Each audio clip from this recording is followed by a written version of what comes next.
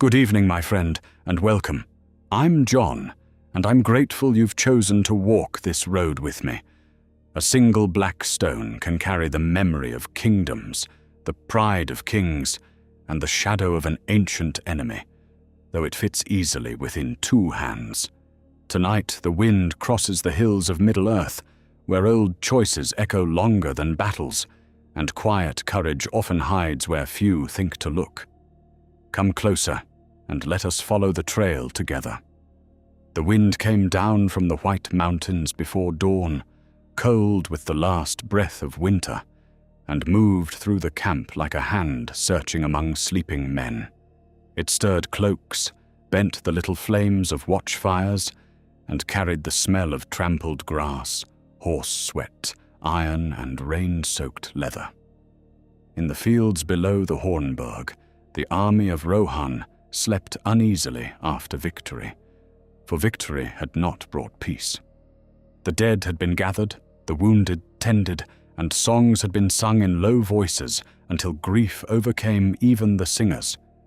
Yet beyond the mountains and the long leagues of shadowed land, Mordor still waited, and all knew that Helm's Deep had been only a gate on the road to darker places. Aragorn, son of Arathorn, stood apart from the fires, his grey cloak drawn close about him, and looked eastward, though stone and hill and many miles lay between him and the Black Land. Sleep had not found him. It had come near, perhaps, as a bird comes near a snare, then turned away from the unrest in his mind. He had looked into the palantir of Orthanc, and had wrested it from the malice that sought to master him. He had shown himself to Sauron, not as a wanderer of the north, nor as a captain in exile, but as Isildur's heir, living, armed, and unafraid. The memory of that contest still burned behind his eyes. There had been no flame in the stone, and yet it had seemed full of fire. No voice, and yet a pressure like a mountain pressing upon the heart. He had felt the searching will of the Dark Lord strike against him, cold and vast, and he had answered with the sword reforged, with the name of Elendil, and with the stubborn strength of a line almost spent, but not broken. For a while, he had believed the victory clean. Sauron had seen what Aragorn wished him to see, and fear had been cast like a spear into Barad-dûr. But after the stone had been wrapped and hidden, Aragorn had begun to wonder what else had looked back through the dark. A footstep sounded behind him, light for so great a man, and Gandalf came to stand at his side. The wizard's white cloak was grey in the hour before sunrise, and his staff made no sound upon the wet earth. He did not speak at once, for he had learned long ago that men sometimes hear more truly in silence than in counsel. At last he said, "You haven't slept." Aragorn gave the faintest smile, though his face remained stern, and answered, "Nor have you, Mithrandir, and yet I would not accuse you of fear." "Fear is a wise guest when it comes before the door is broken," Gandalf said, looking east as Aragorn did. "It is folly only when it is given the chair by the fire and made master of the house." He turned then, and his eyes beneath his brows were keen as winter stars. "You are thinking of the stone." Aragorn did not deny it. "I am thinking," he said, "that a blade drawn once may need to be drawn again, and that knowledge won at peril may yet spare many lives." Gandalf's fingers tightened around his staff. "Say plainly what lies in your thought." Aragorn looked back toward the sleeping camp, where Eomer's riders lay wrapped in cloaks beside their spears, and where the sons of Elrond sat wakeful near the edge of the torchlight. "Sauron believes that I have claimed what he most desires," he said quietly. "That belief may move him rashly, but it may also move him swiftly. If I could look again, not to challenge him, but to read the muster of his armies, we might learn where the blow will fall first. Minas Tirith stands in peril, and every hour is a coin we cannot spend twice." The wizard's face darkened, though no anger was in it. "The Palantiri were not made for spying upon the enemy," he said. "They were made for the kings of old, when trust still had roads to travel. Sauron has one, and through it he has bent another proud mind until it served him. Saruman was not weak, and Denethor is no fool, yet both have been wounded by looking too long toward Mordor." Aragorn listened without moving, but his jaw hardened. "I know the danger," he said. "I felt it.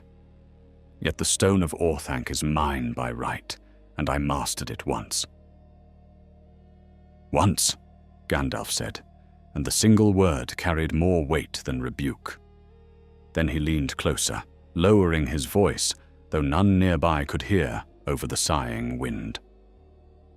"When you looked, you chose the shape of the meeting. You came like a lord, throwing open a gate and standing in the light. Sauron had no warning, and pride made him answer too quickly. A second time will not be the first. He will be waiting." Before Aragorn could answer, Elladan approached from the shadow, with Elrohir beside him, both clad in dark mail beneath travel-stained cloaks. Their faces were fair and grave, and in them lay something of both the Eldar and the long sorrow of men. Elladan bowed his head slightly to Aragorn, then to Gandalf, and said, "We heard our names in the wind, though not from your lips. If there is peril to be taken, we would know it." Elrohir's gaze moved to the wrapped bundle beneath Aragorn's arm, for the stone had not been far from him since Orthanc. "It is restless," he said softly, "not as a living thing, but as deep water is restless when a storm moves over it." Aragorn looked down at the cloth, bound with a leather thong and dark from the damp air. It seemed only a burden of polished stone, heavy and silent, yet the hand that held it remembered its inner cold. He had taken it from Saruman's tower after Pippin's mischance, and after the wizard's fall from pride into ruin. He had not seized it as a trinket of victory, but as a relic of the North and South kingdoms, a thing that belonged to his house and to the healing of what had long been broken. Yet heirlooms of kings could cut like knives if grasped at the wrong hour. A horn sounded faintly from the camp, calling the changing of the watch, and the first paling of morning touched the upper ridges. Aragorn's thoughts went to Minas Tirith, white and embattled beneath the shadow of the east, and to Frodo, somewhere beyond sight, bearing a weight no army could carry for him. He had no clear image of the hobbit now, only memory, small hands, steady eyes, a face already marked by burdens laid too soon upon the gentle. The whole war hung upon that unseen road. If Sauron guessed it, even for the space of one breath, the last hope of the West would be hunted down. "Then let us test the danger before it tests us," Aragorn said at last. His voice was low, but decision had entered it. Not with pride, nor with any desire to match the enemy in his own darkness. "I will look only for the roads from Mordor, and the movement of its hosts. You, Gandalf, shall stand near, and the sons of Elrond with you. If the shadow presses beyond what I can withstand, I will break off." Gandalf studied him for a long moment, and in his face there was weariness deeper than the night. "Men have said such words before, opening doors they could not close," he said. Yet he did not forbid him. Perhaps he knew that kingship was not granted by avoiding every peril, but by choosing which peril served hope, and which served only hunger. "Very well, but not here among sleeping men. There is a chamber in the deeping wall still empty, stone-roofed and guarded from wandering eyes. We will go there before the sun clears the peaks." They moved without trumpet or escort, 4 figures passing between low fires and rows of weary warriors. Gimli slept near a shield, his axe under one hand, muttering once in some dream of stone and battle, while Legolas stood far off on the wall, watching the dawn with an elf's stillness. Aragorn paused only once, when he saw Theoden's banner stirring above the camp, green and white in the cold light. The King of Rohan had ridden out of despair and found his strength again, and that too was a sign. The world was not yet given over to darkness, not while old men could rise, while small folk could endure, and while broken swords could be made whole. The chamber Gandalf chose lay within the shadow of the Hornburg, narrow and bare, with walls sweating from the night's chill.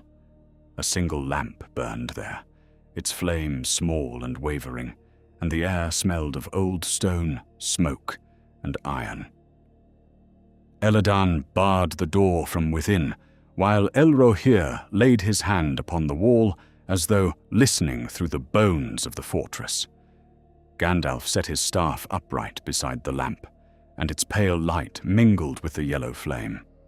Aragorn placed the wrapped palantir upon a low stone table, and for a moment none of them moved. When he untied the thong and drew back the cloth, the Orthanc stone lay revealed, black and deep, its surface glimmering, though no light seemed to rest upon it. The lamp flame appeared within it, as a star falling into a bottomless well. Aragorn set both hands upon the table, not touching the stone, and gathered his will as a captain gathers scattered men before a charge. "I'm Aragorn, son of Arathorn," he said, not loudly, yet the chamber seemed to hear. "Heir of Isildur Elendil's son. I do not come as a thief in the dark, but as the lawful keeper of this stone." At first, nothing happened. The wind outside passed along the wall with a hollow murmur, and somewhere in the fortress, a horse stamped upon the stones. Then the blackness in the palantir deepened, and the lamp seemed to grow dim, though its flame did not shrink. Aragorn's reflection vanished. In its place, there opened a darkness, like a road under the earth, and far within it, a red point woke, narrow as an eye behind a door left barely ajar. Gandalf's hand lifted, but he did not speak, for Aragorn had already leaned toward the stone, and the second contest had begun. The red point within the stone did not blaze at once. It lingered in the distance, faint and unmoving, as though waiting for Aragorn to cross a threshold of his own choosing. He felt no sudden blow against his mind, no crushing weight such as he had endured in the first contest. Instead, there came an unsettling stillness, deeper than silence, like the hush of a forest where every bird has ceased its song. That quiet was more dangerous than open malice, for it invited him onward with the promise that nothing opposed him. Even as he recognized the snare, he knew he could not withdraw without learning whether the enemy had indeed laid one. Slowly the darkness unfolded into shape. Mountains rose beneath a sky without stars, their black peaks sharp as broken teeth, and beneath them spread the plain of Gorgoroth. Rivers of dull fire wound among ash-covered fields, and smoke drifted in slow veils that never seemed to move, though they were never still.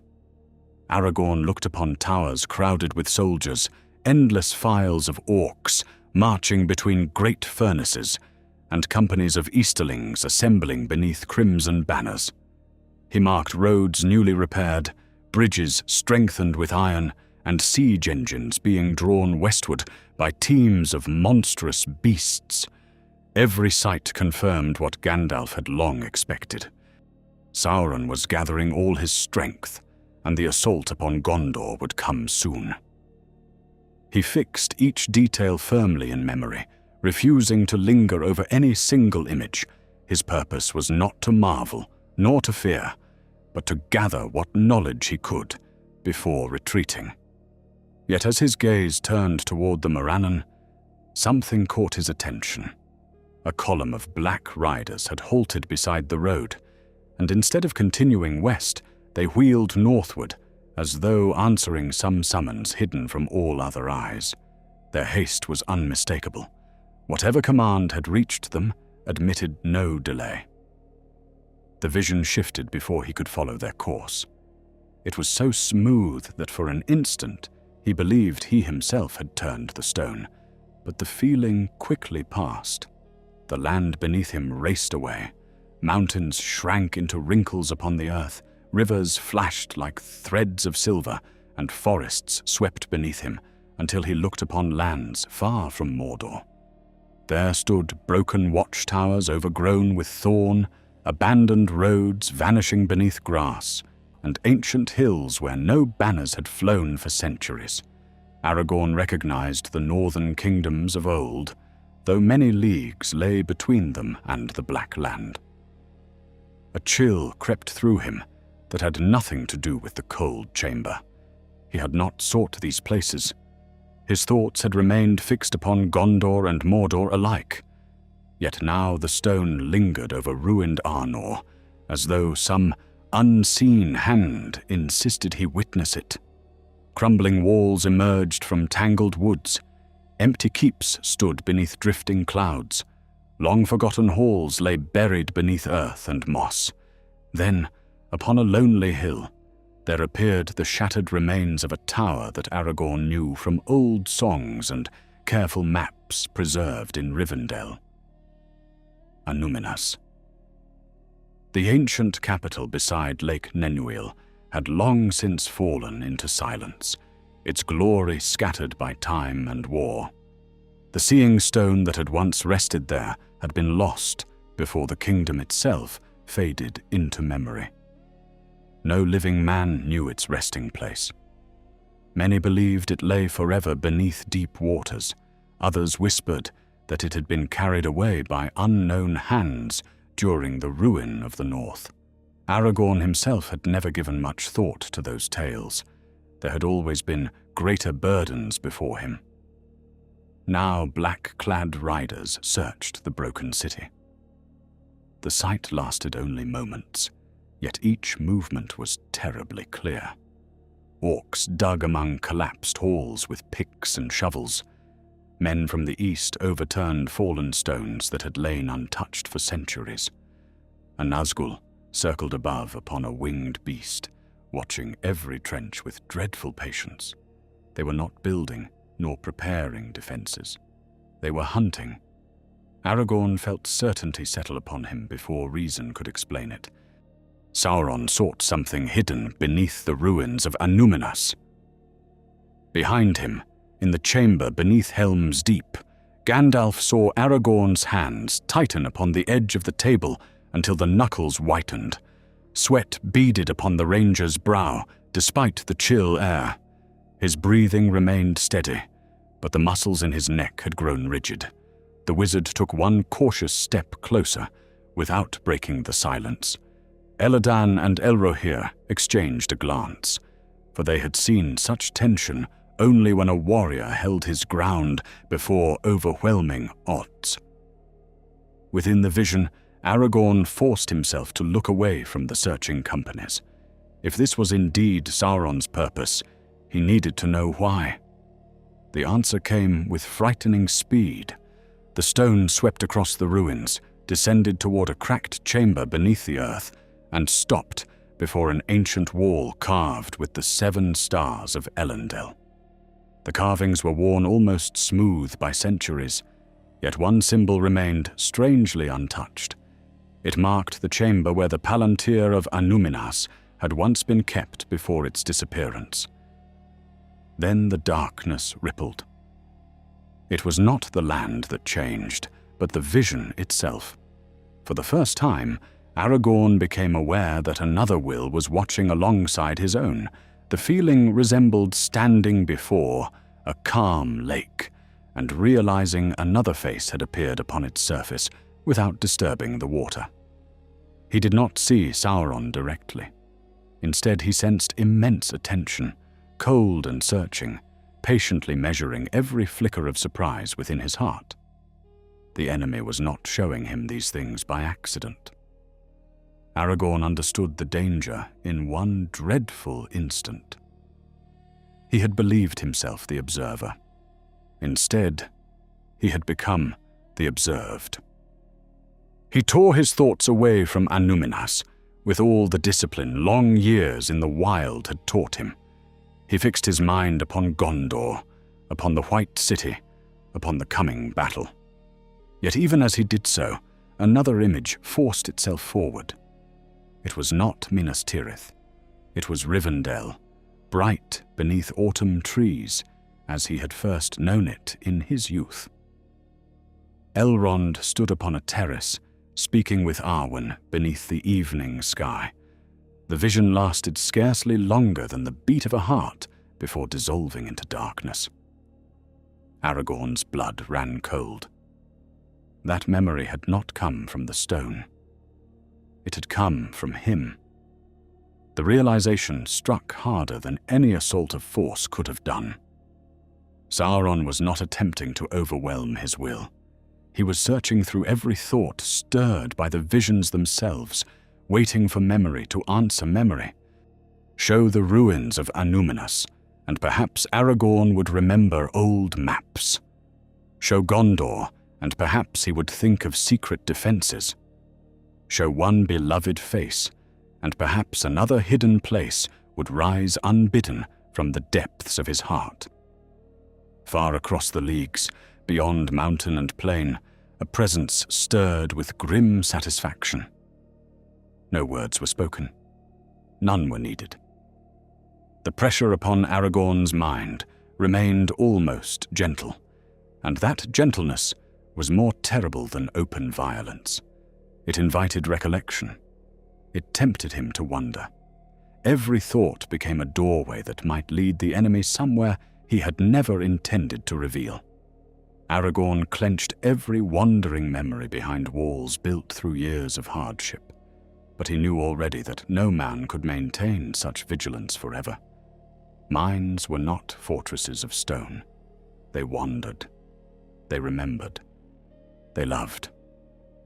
Outside the vision, Gandalf suddenly raised his staff. "The room grows colder," Elladan whispered. "No," Gandalf answered quietly, his eyes fixed upon Aragorn's face. "Not colder. Emptier." The wizard felt something he had feared from the beginning. It was as though the chamber itself had become distant, fading behind an invisible curtain. Aragorn's body still stood before them, yet more and more of him seemed drawn into the depths of the stone. His eyes no longer reflected the lamp. They reflected only blackness. Then, from somewhere within that blackness, a voice came. It did not thunder. It scarcely rose above a whisper. "So," it said, ancient, calm, and utterly without haste. "You have returned." Aragorn did not answer the voice. He had expected wrath, mockery, or command, but the quiet greeting unsettled him more than open hatred could have done. It carried no surprise, as though his return had been anticipated from the moment he first wrested the stone from Saruman's keeping. The darkness before him neither advanced nor withdrew. It simply waited, patient as deep water beneath winter ice, and in that waiting lay a danger that could not be measured with sword or shield. He drew a slow breath, though he knew his body stood far away in the chamber beneath the Hornburg. His thoughts reached instead for the lessons of Elrond, who had warned that the greatest strength in a contest of wills was not force, but purpose. A man who remembered why he had entered such a struggle could often find the road back. Aragorn fixed his mind upon Gondor, and upon the charge he had accepted long before the ring came into his keeping. He would seek no hidden law, no forbidden secret. He would learn what he could and depart.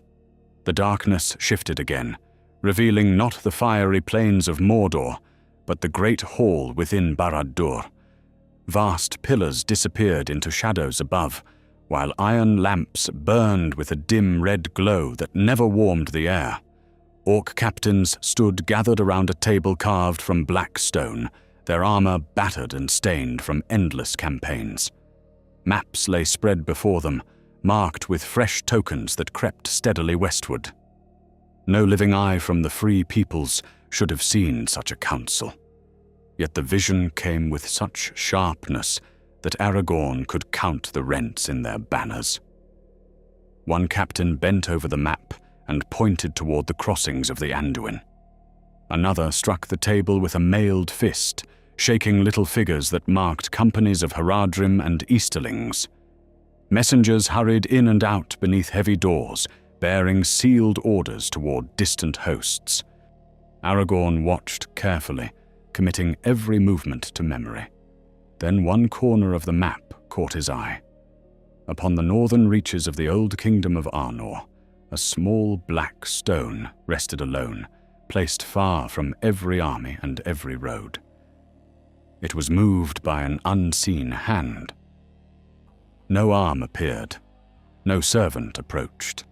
Yet the token slid slowly across the map until it rested upon the faded mark where Annúminas had once stood. Every captain in the hall lowered his head at once, as though acknowledging a command. The image lingered only long enough for Aragorn to understand that the search in the north had not been the work of some ambitious lieutenant. It came directly from the Dark Lord himself. A chill spread through him, for memory answered the sight despite all his efforts. He recalled evenings in Rivendell when ancient records had been opened before him. There had been mention of the northern stones, of those that had vanished when the kingdom fell into ruin. Elrond himself had admitted that no certain tale survived concerning the Stone of Annúminas after the wreck of Arnor. Some believed it lost beneath Lake Nenúil. Others claimed faithful men had hidden it before the city was abandoned. None could prove either tale. The instant those memories surfaced, the hall of Barad-dûr dissolved. Aragorn found himself looking upon shelves filled with weathered scrolls. Lamps of Rivendell glowed softly overhead, and dust floated through quiet beams of golden light. His younger self stood beside Elrond, listening while the lord of the house unrolled a brittle map upon a long table. It had happened decades before, scarcely worthy of remembrance until this very moment. Yet now every faded line seemed painfully clear. "No," Aragorn whispered. The memory did not fade. Instead, it sharpened. Elrond's finger rested upon the northern lake, while he spoke words Aragorn had nearly forgotten. If the stone endured, few would know where to seek it. Time has hidden many treasures better than walls. The memory should have ended there. Instead, it lingered unnaturally, as though someone examined it from every angle, searching every careless remark for some overlooked clue. Aragorn understood then that Sauron did not pluck thoughts from a man's mind by force alone. He encouraged memory until it unfolded of its own accord. Far away, Gandalf saw Aragorn's lips move, though no sound reached the chamber. The ranger's face had grown pale beneath the wavering light, and beads of sweat rolled slowly down his temples. The wizard laid one hand upon Aragorn's shoulder. At once, he felt resistance unlike flesh or cloth. It was as though another current flowed through the man, drawing him steadily away. Gandalf did not try to wrench him free. Such violence might break body and mind alike. Instead, he spoke in a calm, steady voice. "Remember where you stand. Remember the stone beneath your feet, the hall around you, and those who keep watch beside you." Elladan stepped closer, his hand resting lightly upon the hilt of his sword. "Can he hear us?" he asked, in little more than a breath. "I do not know," Gandalf answered, "but memory may yet lead him home as surely as it now leads him into peril." Within the vision, Aragorn seized upon the wizard's distant words as a drowning man grasps a floating branch. The chamber beneath Helm's Deep flickered before him for the briefest instant. He felt cold stone beneath his hands. He smelled lamp oil and damp earth. Then Barad-dûr returned, stronger than before, and with it the quiet presence that watched every thought without haste. Again the voice came, smooth and measured. "You seek armies." Aragorn remained silent. "You have found them." Still he gave no reply. "And now you seek what I seek?" The words struck deeper than any accusation. Aragorn knew they were crafted not to reveal truth, but to provoke thought. If he denied them, he admitted knowledge. If he questioned them, he betrayed uncertainty. Even silence might become a kind of answer if it sprang from the wrong fear. He had hunted wolves in Eriador that circled prey until panic drove it into the open. This contest was no different.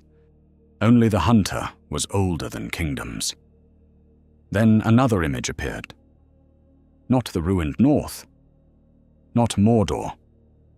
It was the Shire. Green hills rolled beneath a bright spring sky.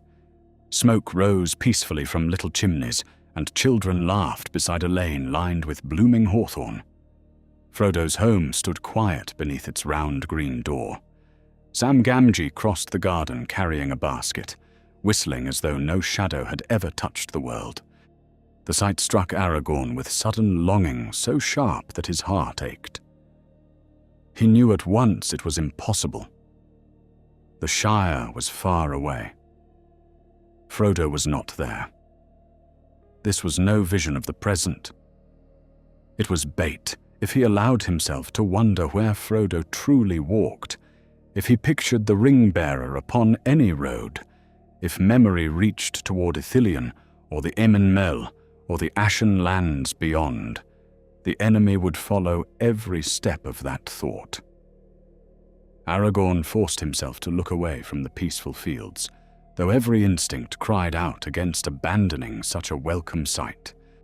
The green hills faded into darkness, leaving only the watching silence behind. For the first time since taking hold of the stone, fear settled firmly in his heart. Not fear for himself.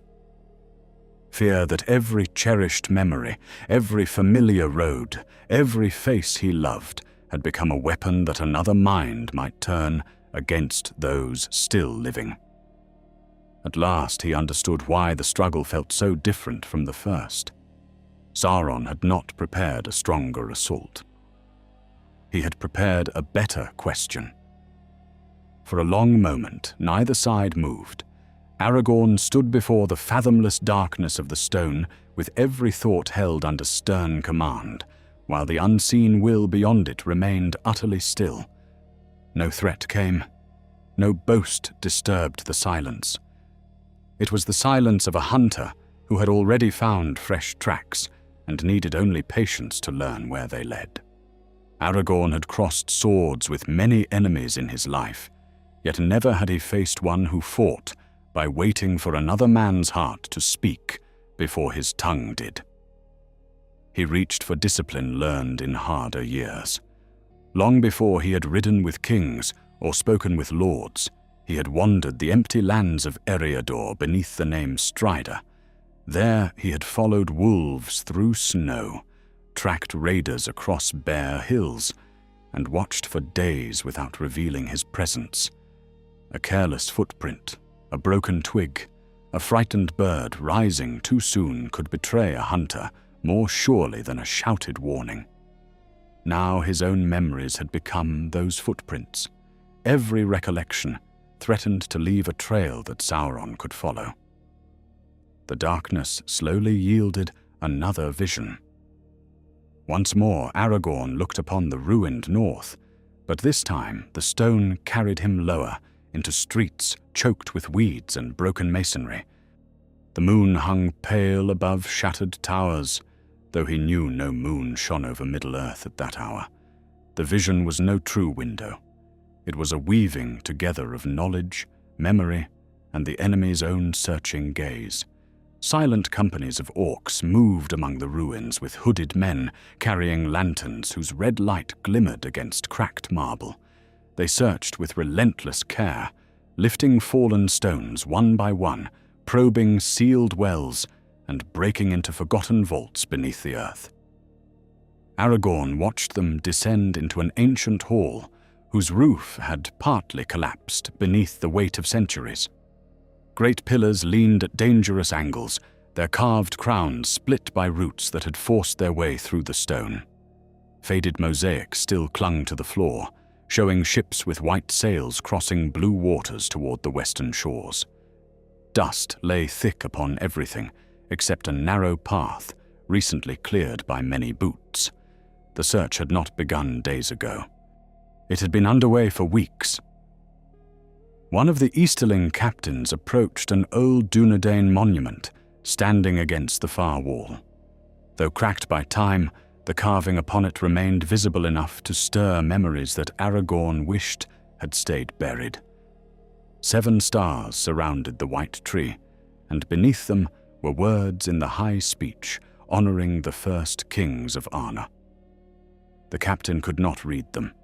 He merely struck the monument with the butt of his spear until part of it broke away, revealing a hollow space within the wall. Nothing lay inside. The men cursed in their own tongue, while the orcs clawed through the empty cavity with savage impatience. Their disappointment was plain. They had expected to find something hidden there. A black-cloaked figure entered then, and every worker drew back at once. Though his face remained concealed beneath his hood, Aragorn knew instantly that one of the Nazgul had come to inspect the search. The ringwraith neither spoke nor gestured. He merely turned his unseen gaze toward the empty chamber, and dread spread among the living like frost racing across still water. The vision blurred. Without warning, Aragorn found himself standing within another hall altogether. Sunlight streamed through tall windows. White banners stirred gently in a warm breeze, carrying the scent of fresh-cut cedar and flowering gardens. Children laughed somewhere beyond an open doorway.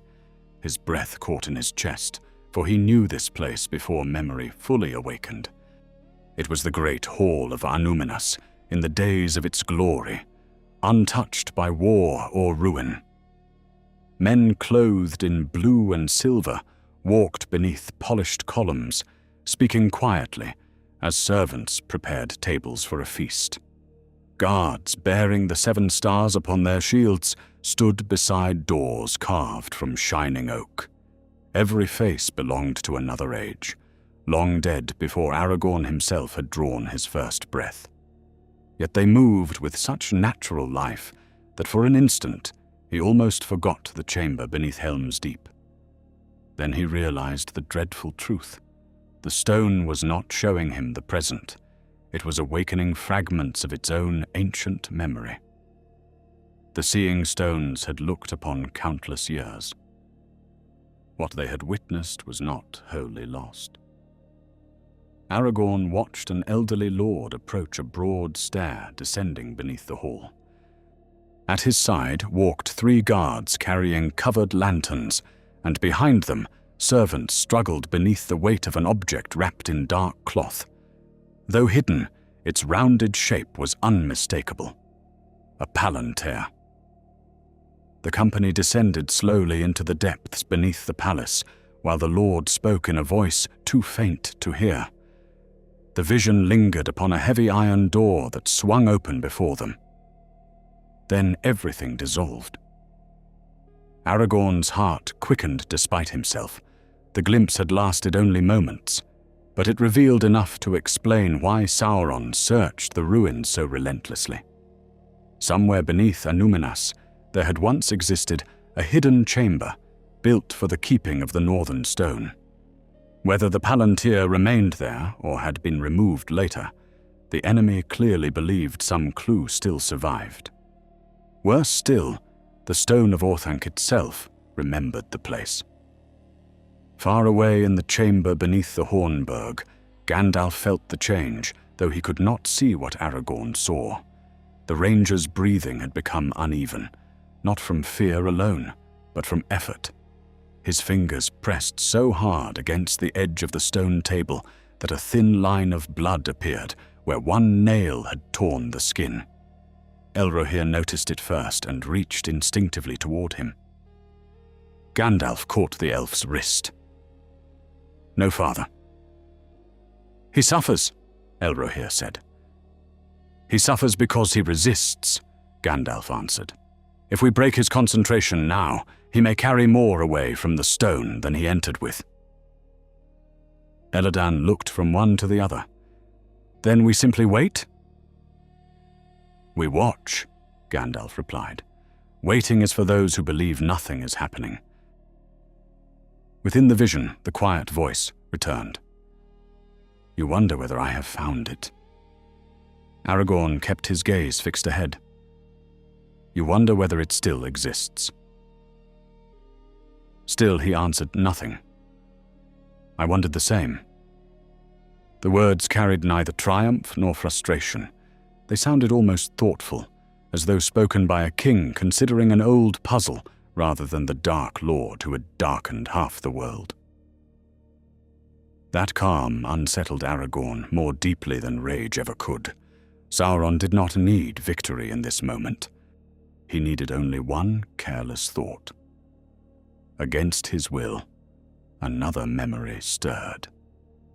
It came from Rivendell many years before, when he had spoken privately with Elrond after studying the old records of Arna.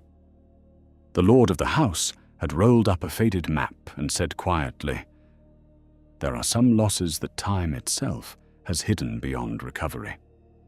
We should be grateful for that." At the time, Aragorn had believed Elrond spoke only of forgotten treasures. Now he wondered whether the Elf Lord had meant something else entirely. The instant that question entered his mind, the darkness trembled. Aragorn felt another presence pressing gently against the edges of the memory, testing it without force, not demanding, not tearing, merely waiting to see what would come next. He knew he must not pursue the thought further. If he began recalling every conversation with Elrond concerning the Northern Kingdom, he might reveal more than maps or histories. He might expose forgotten hints that had seemed meaningless at the time, but now formed part of a greater design. With a fierce act of will, he drove the memory away. Instead, he thought of nothing but a rain-soaked road in the Angle where, as a young ranger, he had once tracked a wounded stag through dense pine woods. He recalled every footprint, every broken fern, every stream crossed before dusk. The memory held no secrets worth stealing. It was ordinary, stubbornly plain. He clung to it, as a sailor clings to driftwood amid a storm. For the first time, the silence beyond the stone changed. Not with anger, with disappointment. It was slight, no more than the faintest stirring across the unseen gulf between them. Yet Aragorn sensed it clearly enough. The enemy had followed him onto the woodland trail, only to find himself standing in empty forest beneath cold rain, with nothing there but the long patience of a ranger. The realization gave Aragorn one small measure of hope. Sauron could search every path opened before him, but he could not command where those paths must lead. Then, from the depths of the darkness, another image began to rise, and this one filled Aragorn with dread before he had even recognized its shape. The shape emerged slowly from the darkness, not as a place, but as a man. At first, Aragorn saw only the outline of a tall figure standing upon the highest level of a white tower, his cloak stirring in a cold wind. Then the image sharpened until every fold of the black and silver robes became plain. The white stone beneath his feet glowed in the morning sun, and far below lay the circles of Minas Tirith. Denethor, steward of Gondor, stood alone beside a window open toward the east, his face worn by long years of care. His hands rested upon a dark cloth spread across a table before him, and beneath it rested the hidden stone of Anor. Aragorn's breath caught. He had known that Denethor possessed the Palantir, though few living men did. Gandalf had spoken of it only in guarded words, warning that the steward had dared use it in secret for many years. Yet to behold him now, unaware that another eye watched through the ancient craft of Númenor, filled Aragorn with unease. Denethor appeared neither broken nor mad. His back remained straight, and his gaze was clear, but weariness lay upon him like armor, too heavy to cast aside. The steward slowly uncovered the stone. Its black surface reflected no sunlight. Instead, it seemed to swallow the brightness of the chamber until shadows gathered around the table. Denethor placed one hand upon it and bowed his head. His lips moved, though Aragorn could hear no words. The vision trembled. Then another darkness answered from far away, deeper and older than the chamber in the White Tower.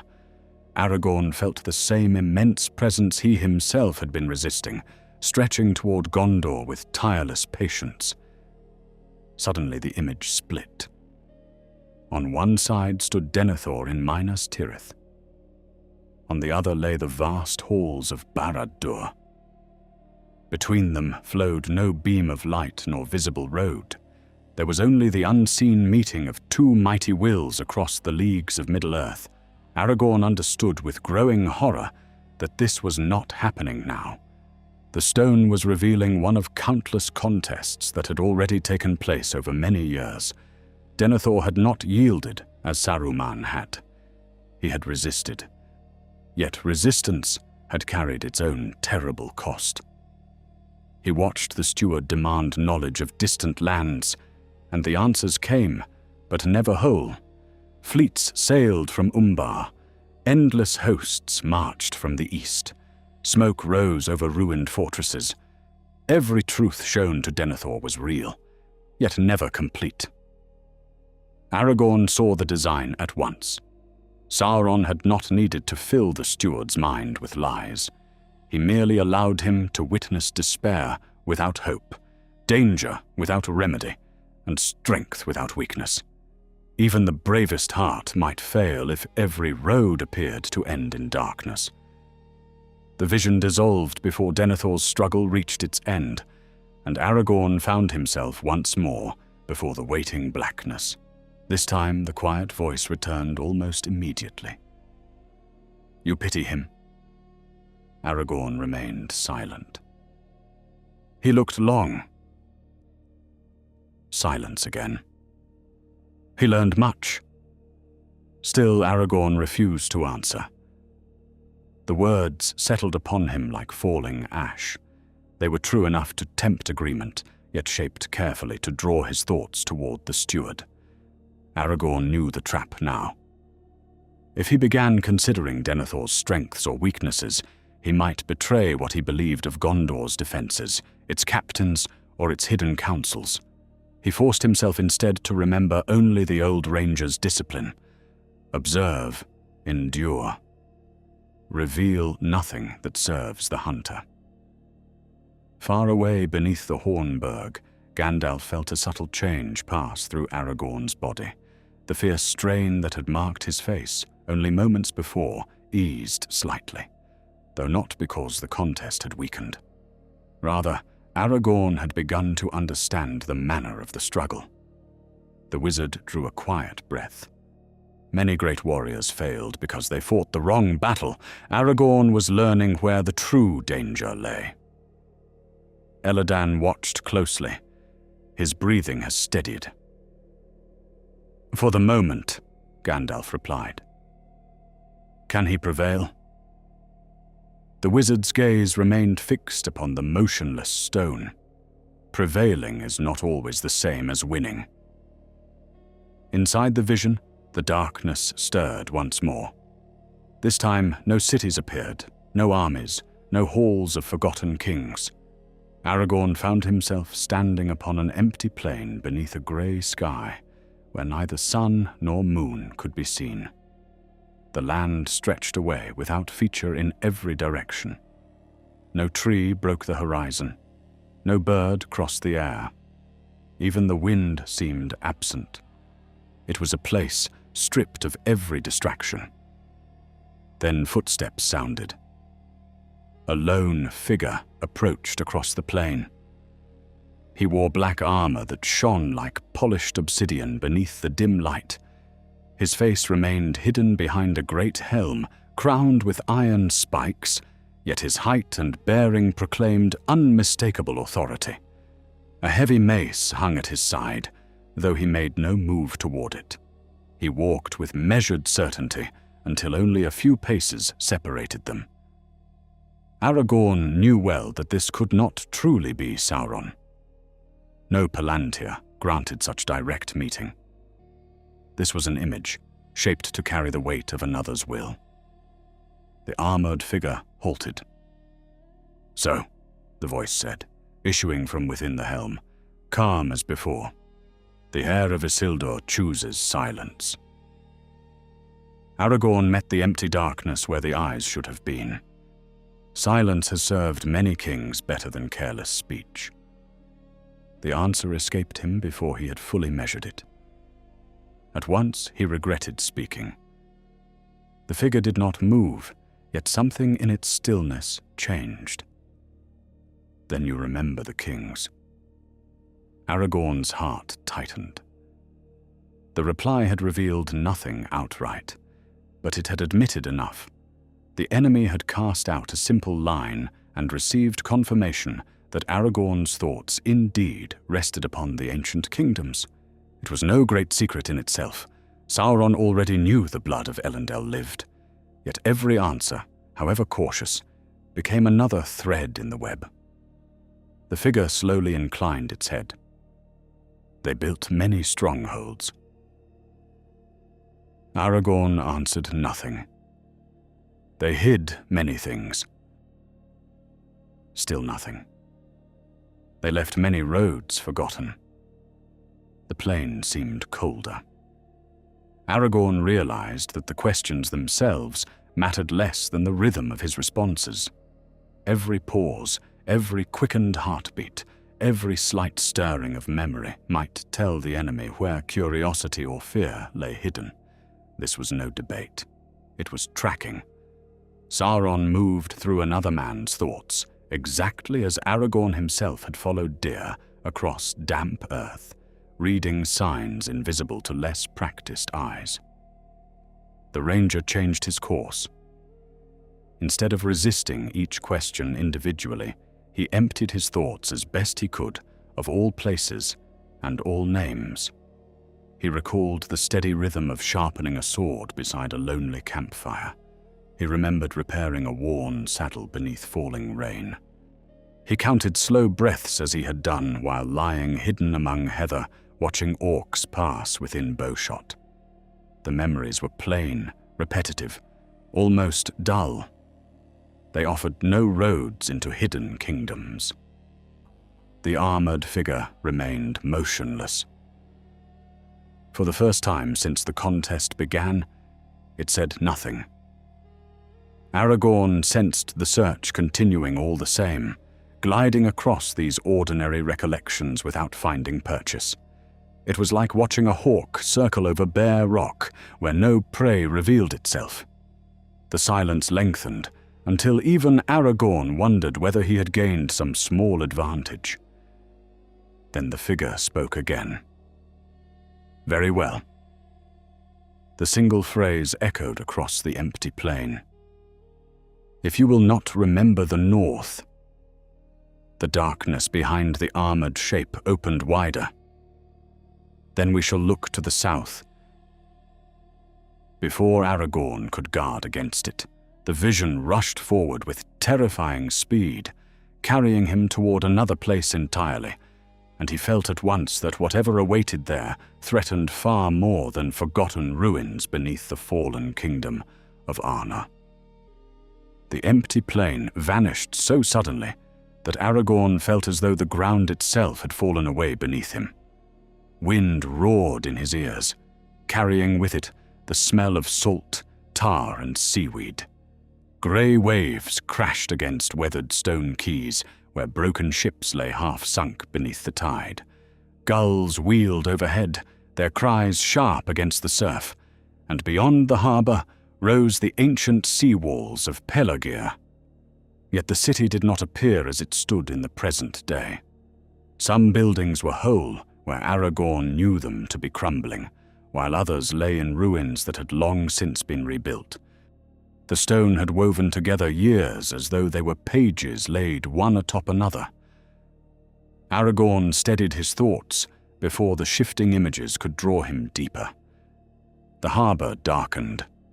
White-sailed merchant vessels faded into black warships with crimson pennants snapping from their masts. Men hurried along the docks carrying barrels of oil, bundles of arrows, and crates filled with spearheads newly forged. Southrons stood beside corsairs from Umbar, their captains speaking over charts spread across a rough wooden table. The preparations were unmistakable. A great fleet was gathering, larger than any Gondor had faced in living memory. He marked the number of ships as carefully as he could. Some rode high in the water, newly provisioned for a long voyage. Others carried horses below deck, their restless movements causing the vessels to rock gently against the piers. Great siege engines were lashed to broad transports, wrapped beneath heavy canvas against the sea air. Every sign confirmed that the attack upon Gondor would not come from the east alone. The southern rivers would soon bear enemies toward Minas Tirith. Then, just as before, the vision turned without Aragorn's bidding. The harbour disappeared. In its place rose the black cliffs of the southern coast, where ancient watchtowers stood abandoned above lonely beaches. Waves hammered the rocks below, sending white spray high into narrow clefts worn by centuries of tide. The land seemed empty at first glance, but then Aragorn noticed mounted scouts riding along the cliff paths in pairs. They did not search the sea. They searched the land behind them, pausing often to examine old roads that climbed inland toward forgotten settlements. Again, the same pattern emerged. Sauron sought more than armies. He sought what had been hidden. Aragorn frowned despite himself. The stone of Annúminas could not lie here. These shores belonged to the southern realm, far from the lost kingdom of Arnor. Yet the search possessed the same relentless character as the hunt in the north. Every abandoned tower, every buried vault, every forgotten cellar drew the attention of the enemy's servants. It was as though Sauron had ordered that no relic of Númenor, however obscure, should remain beyond his reach. The realization troubled Aragorn more deeply than the armies gathering in Pelargir. If Sauron had widened his search to every remnant of the old kingdoms, then the hunt for the northern Palantir was only one thread in a much larger design. He remembered the tales preserved in Rivendell, telling how the faithful had carried many treasures from Númenor before its downfall. Most had been lost. Others endured only in song. Few living souls knew where truth ended and legend began. One memory stirred dangerously close. He had walked once through the vaults beneath Minas Tirith with Gandalf many years before, when neither war nor kingship seemed near. There the wizard had spoken quietly of heirlooms preserved since the elder days, warning that some were best forgotten until the proper hour. Aragorn caught the memory before it fully unfolded and forced it aside. The effort left him shaken. Never before had he understood how difficult it was to refuse one's own thoughts.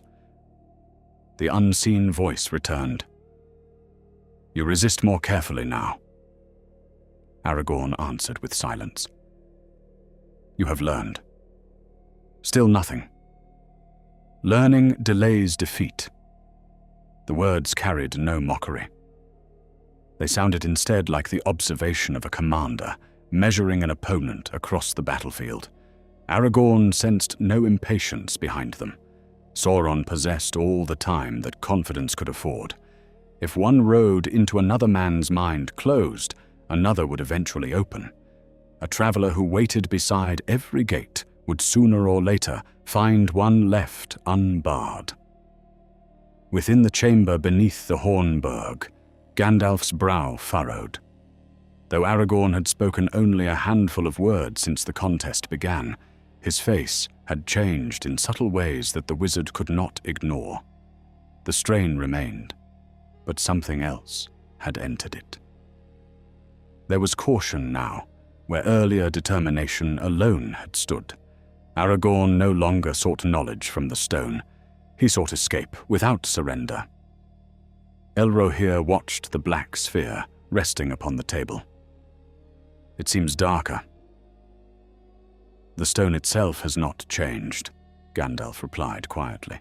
"Only the road between those who look through it." "Can he still close that road?" "If he remembers that he may. Wabo." The answer offered little comfort. Back within the vision, the southern coast dissolved into drifting mist. Aragorn braced himself, expecting yet another shifting landscape or another forgotten ruin. Instead, the mist thinned to reveal a narrow room lit by a single candle. Shelves lined the walls from floor to ceiling, crowded with scrolls, worn books, and rolled maps secured with faded ribbons. A desk stood beneath a small window, through which evening light entered softly. For one confused heartbeat, Aragorn failed to recognize the place. Then memory struck. It was a chamber in Rivendell. His own chamber. He had occupied it many years before, during one of the long seasons he spent studying the histories of Arna under Elrond's guidance. The room appeared exactly as he remembered it. His travel cloak hung from a wooden peg near the door.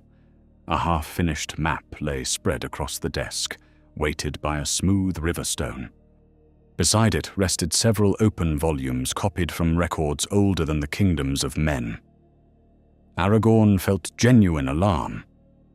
This was no public hall, no famous council chamber. Few living people had ever entered this room.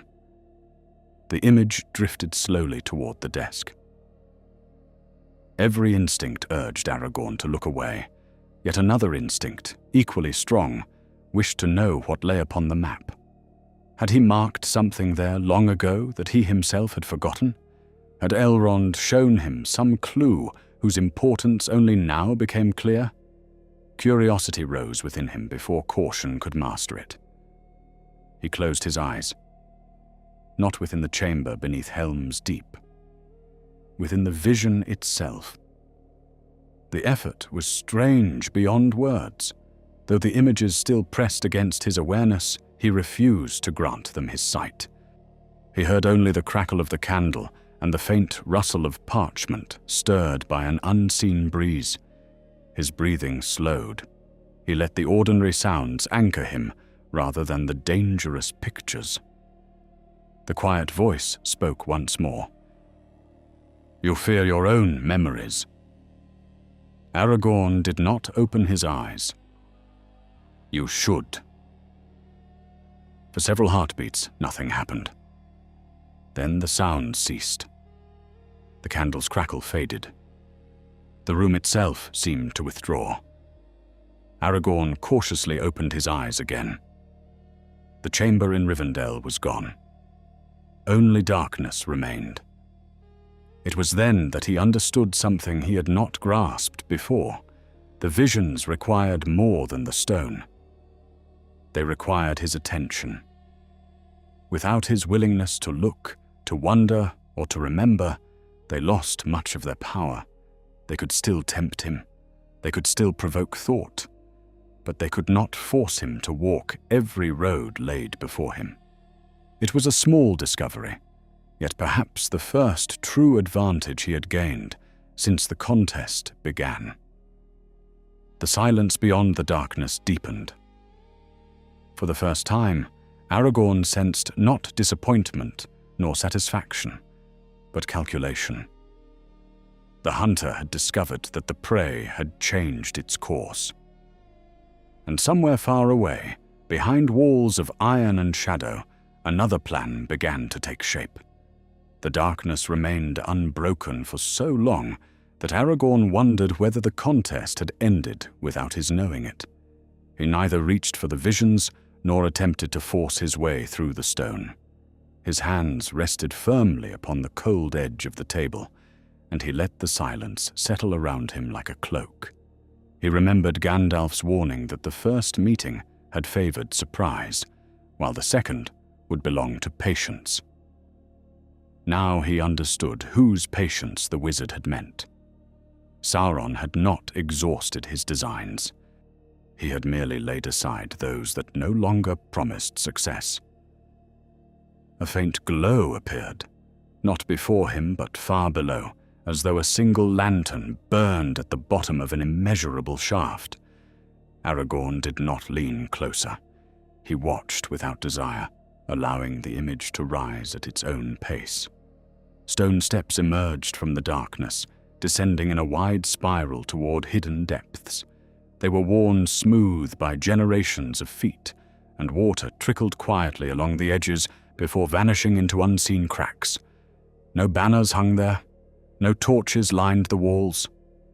It was an old place, built for purpose rather than splendor. The vision settled at the foot of the stair. There stood a round chamber, carved from living rock, its ceiling supported by thick pillars whose surfaces bore weathered carvings of the white tree and the 7 stars. Time had eaten away many details, but enough remained for Aragorn to recognize the workmanship of the Dunedain of old. In the center rested a broad stone pedestal, empty except for a shallow circular hollow, polished smooth by long use. Dust covered every corner of the chamber. No footprints marked the floor. His heart tightened. The pedestal had once held a palantir. Whether this chamber lay beneath an numinous or some other forgotten refuge of the north, Aragorn couldn't tell. Yet its purpose was unmistakable. The stone of Orthanc remembered the place, because once it had spoken across the leagues to the companion that rested there. He felt not merely the memory of a room, but the echo of an ancient bond stretching back to the days when the kingdoms of Arnor and Gondor still stood united beneath one crown. Then something disturbed the dust. At first it seemed only a faint stirring of air. Fine grains shifted across the floor, tracing lines that wound slowly toward the empty pedestal. Aragorn narrowed his gaze. The movement did not come from wind. It came from heavy boots descending the stair beyond his sight. One by one, dark figures entered the chamber, carrying hooded lanterns. Their faces remained hidden beneath iron helms, but they moved with disciplined purpose, unlike orcs driven by fear. They examined every wall, measured every stone, and carefully scraped away centuries of dust from the floor. Last of all came a tall figure, wrapped in black. And so, the Nazgul paused before the empty pedestal. It did not kneel. It did not speak. Slowly it extended one gloved hand above the hollow where the stone had once rested. For several heartbeats nothing happened. Then the air itself seemed to shiver. The dust trembled in widening circles, A low sound, almost beneath hearing, filled the chamber like distant thunder buried deep underground. Aragorn felt the vibration through the vision as though it echoed across the Palantiri themselves. The ring-wraith withdrew its hand. The trembling ceased. One of the black-armored men hurried forward with parchment and charcoal, sketching the pedestal while another measured its width with a length of cord. They were not merely searching blindly anymore. They had found proof that the chamber they sought was genuine. Whatever clues remained would now be gathered with relentless care. Aragorn realized that Sauron's servants had reached a turning point. The hunt had drawn close to its goal. Without warning, the vision broke apart. The chamber collapsed into fragments of darkness, each piece spinning away until only one image remained. It was not a ruin. It was not a fortress. It was the face of Elrond. The Lord of Rivendell looked exactly as Aragorn remembered him on the evening before the Fellowship departed. Firelight shone softly upon his features, while beyond the windows, snow drifted silently through the night. Elrond's eyes rested upon Aragorn with the calm wisdom that had guided him since his youth. "You know your road," the memory said. Aragorn froze. Those words had indeed been spoken in Rivendell. Yet something was wrong. The tone lacked warmth. The expression upon Elrond's face remained unchanged, almost lifeless, as though the memory had been carefully reconstructed without understanding the heart behind it. The image spoke again, but now the words were ones Elrond had never uttered. "All roads may be walked again." The deception was subtle. Not a crude falsehood. Only one sentence where another should have been. Aragorn's pulse quickened. Until that moment, every vision had drawn upon truth, memory, or genuine events. This was different. Sauron had begun to alter what Aragorn himself remembered, adding a single stone to a familiar path in hopes that the traveler would not notice. He answered before the thought fully formed. "No." The false Elrond regarded him silently. My father never spoke those words. The image flickered. For the briefest instant, Aragorn saw not Elrond, but only a vague outline struggling to hold its borrowed shape. Then the familiar face returned. "You are certain?" "I am." The certainty came from more than memory. It came from love. Aragorn had lived too many years beneath Elrond's roof, had received too much kindness and too much stern counsel to mistake another voice for his. Facts might blur with time, dates might fade, maps might be forgotten, but the heart recognized what the mind alone could not. The vision shattered. Far away beneath the Hornburg, Aragorn's body drew a deep, sudden breath. Gandalf looked sharply toward him. "What is it?" Elladan asked. "He has broken something," Gandalf murmured. "The stone?" "No." The wizard's eyes narrowed thoughtfully. "A lie." Within the darkness, the quiet presence withdrew a little, not in defeat, but in reconsideration. Aragorn sensed the change as surely as a ranger feels the wind shift before rain. The enemy had tested memory and found it vulnerable. Now he had tested affection and found it stronger than expected. That discovery would not end the contest. If anything, it would make the next move more dangerous. The silence lingered only a short while. Then another voice entered the darkness. It was not Sauron's. It was frightened. "My lord." The words came from somewhere beyond the unseen gulf, faint and hurried. "They have found another chamber." The message was clearly not meant for Aragorn's ears. For the first time since the struggle began, the stone had carried something unintended across the ancient pathways that linked the seeing stones. It lasted no more than a heartbeat, but it was enough. Aragorn felt the immense attention beyond him shift away. Only for an instant. Only because somewhere in the ruins of the north, Sauron's servants had uncovered something that demanded immediate notice. In that single heartbeat of divided attention, Aragorn realized the contest had offered him the first true chance to escape. Yet he hesitated. One question remained unanswered. If the hunters had found another chamber beneath Annúminas, what exactly had they discovered? The temptation struck Aragorn with greater force than any vision the stone had yet shown him. For the first time since he had laid his hands upon the Palantir, the enemy's attention had wandered elsewhere. It was no more than the space between two heartbeats, but it was real.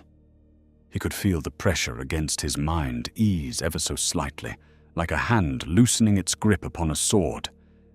Every instinct of the hunter urged him to seize the moment. If he looked now, perhaps he would see what Sauron's servants had uncovered before the Dark Lord himself turned his full will upon it. The thought had scarcely formed before another followed close behind. That second thought came not from fear or curiosity, but from long years spent in the wilderness, where haste had often proven deadlier than delay. A trap did not cease to be a trap merely because its maker glanced away. Many beasts escaped by rushing from concealment too soon, believing the danger had passed. Aragorn forced himself to remain still. He neither reached deeper into the stone nor sought to follow the broken thread of the interrupted message. Darkness stretched before him once more, but it no longer seemed entirely empty. Faint ripples moved through it like circles spreading across the surface of a deep lake after a pebble had fallen. Then images began to gather without his bidding. They were blurred at first, broken into fragments that refused to settle. He saw torchlight reflecting from wet stone, then a narrow stair, then armored figures bending over something upon the ground.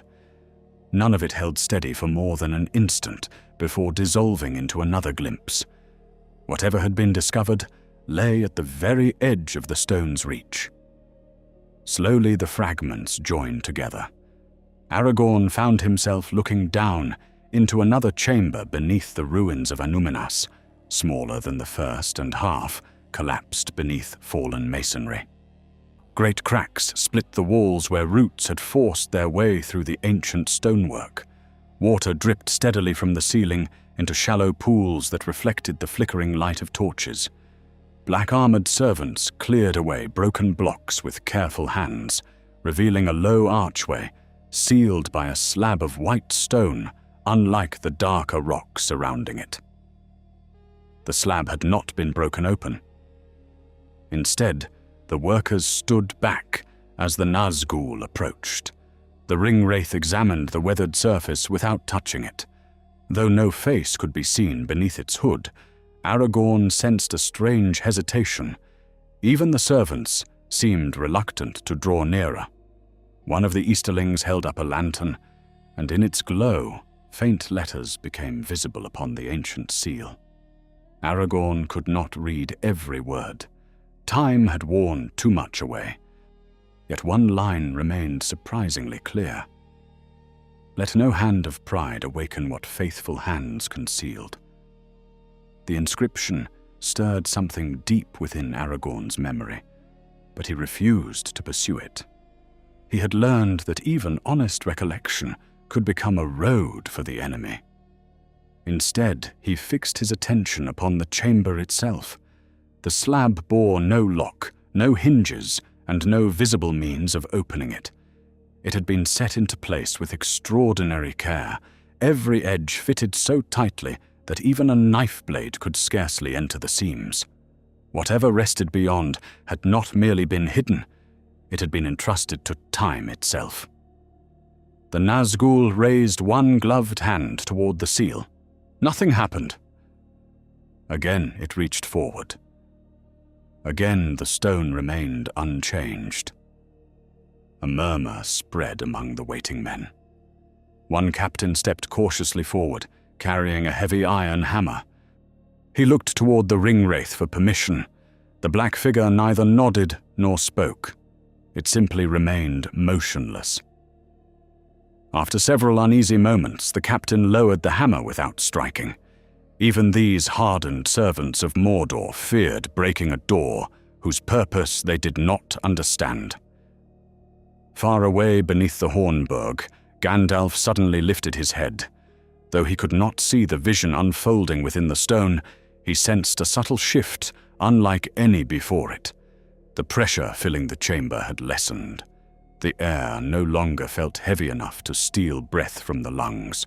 Aragorn's shoulders relaxed by the smallest measure, and the lines of pain upon his face softened. Yet the wizard did not mistake relief for safety.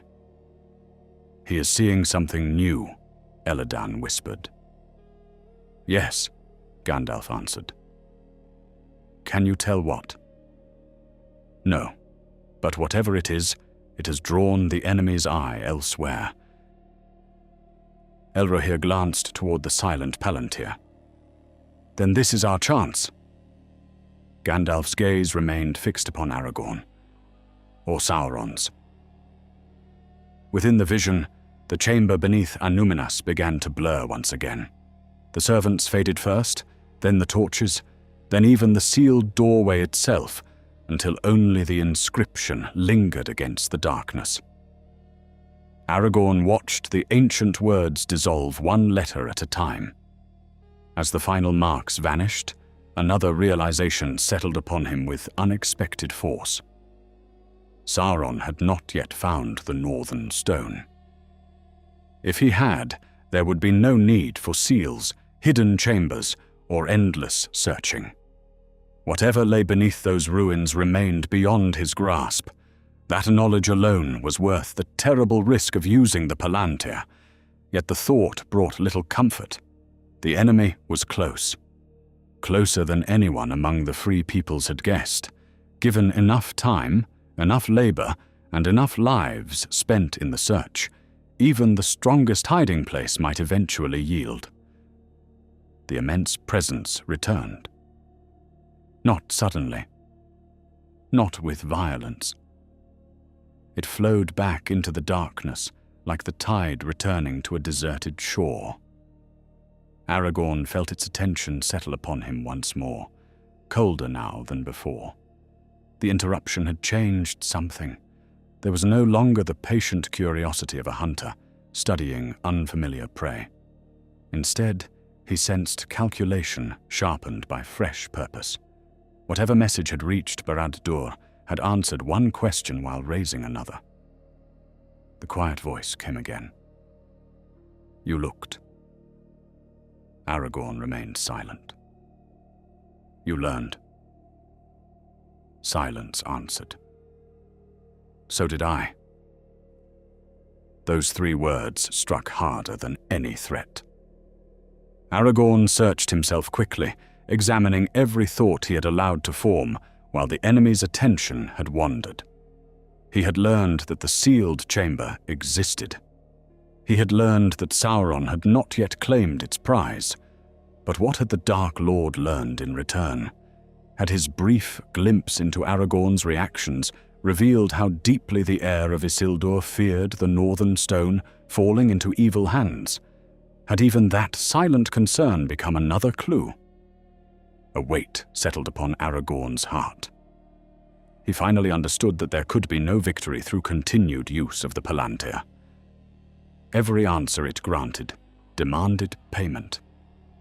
Not in strength, not in pain, but in knowledge, flowing both ways across the ancient road between the stones.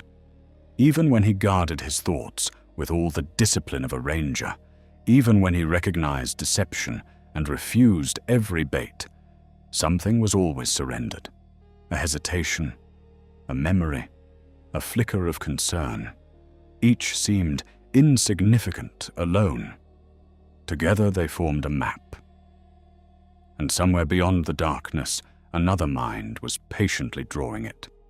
The realization settled over Aragorn with the cold certainty of dawn after a sleepless night. He had entered the contest, believing that strength of will might overcome every danger the Palantir concealed. Instead, he had discovered that victory and defeat were not measured by who bent the other to obedience. Every moment the stone remained open, allowed two kings, separated by countless leagues, to study one another. One sought knowledge to preserve hope, the other gathered knowledge to extinguish it. Even perfect resolve could not prevent every glance, every silence, every instinct from revealing something of the heart that harbored them. He no longer searched the darkness for answers. His purpose had changed. The armies gathering in Mordor, the corsairs preparing in the south, and the hidden search beneath Anúminas were enough. Each discovery carried grave weight, yet none justified opening further roads into his own mind. He understood now why Elendil's heirs had used the seeing stones with care, even in days of peace. They were not windows, but bridges, and every bridge carried travelers in both directions. The darkness seemed almost to sense the change. No visions came, no tempting memories rose before him. Instead, the vast silence stretched farther than before, until Aragorn wondered whether the stone itself waited for his next choice. He could remain. He could seek one final glimpse. Somewhere beyond lay answers still hidden. Had the Nazgul truly found the chamber beneath Anúminas? Was the northern Palantir still concealed?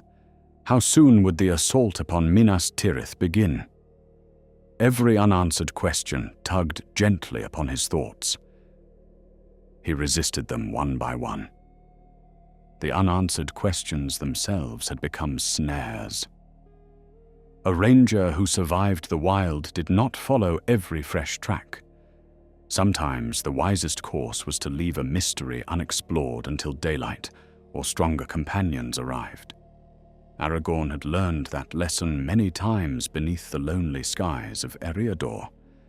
There were caves left unopened because strange sounds drifted from within.